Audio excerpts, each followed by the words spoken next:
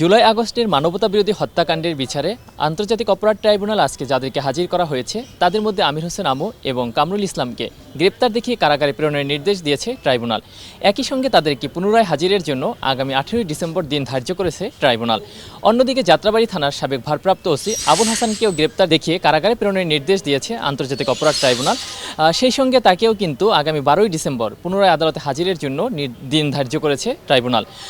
প্রসিকিউশনের পক্ষ থেকে যে বিষয়টি এখানে নিয়ে আসা হয়েছে যে সাবেক যে দুই মন্ত্রী আমির হোসেন আমু এবং কামরুল ইসলাম তারা কিন্তু এই যে জুলাই আগস্টে গণহত্যা হয়েছে তার একদম নির্দেশদাতা হিসাবে তাদেরকে আখ্যায়িত করা হয়েছে এবং সেই সঙ্গে এই যে ওসি আবুল হাসান তিনিও যাত্রাবাড়ি যে হত্যাকাণ্ড বা হত্যাযজ্ঞ হয়েছে সেটির সাথে প্রত্যক্ষভাবে জড়িত বলে প্রসিকিউশনের পক্ষ থেকে বলা হয়েছে। এখন এই যে আন্তর্জাতিক অপরাধ ট্রাইব্যুনাল বাংলাদেশে গঠন করা হয়েছে তখন থেকে যদি আমি একটু প্রেক্ষাপট বিবেচনা করি তাহলে বলতে হবে যে 2008 সালে আওয়ামী লীগ সরকার ক্ষমতায় আসার পর আইন ও বিচার বিভাগের দায়িত্ব পান কিন্তু আজকে যে আসামি হয়ে এসেছেন এই কামরুল ইসলাম, সালাউদ্দিন কাদের চৌধুরী এবং জামায়াতের নেতা দেলোয়ার হোসেন সাইদি। মন্ত্রী হিসেবে অ্যাডভোকেট কামরুল যখন এখানে আসেন পরিদর্শনে তখন কিন্তু সালাউদ্দিন কাদের চৌধুরীর সঙ্গে তার কুশল বিনিময় হয়, যে ভিডিওটি এখনও আমরা নেট দুনিয়ায় দেখতে পাচ্ছি।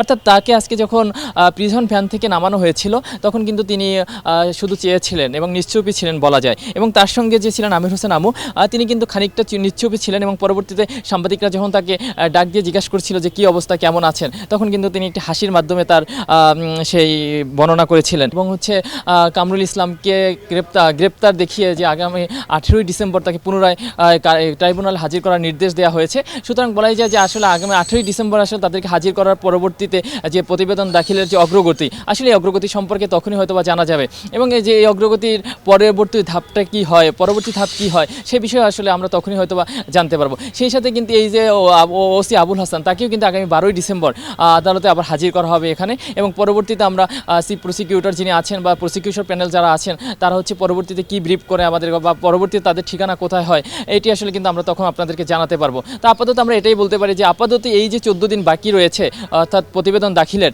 এই 14 দিন কিন্তু তারা কারাগারেই থাকবেন বলে আমরা আপনাদেরকে বলতে পারি।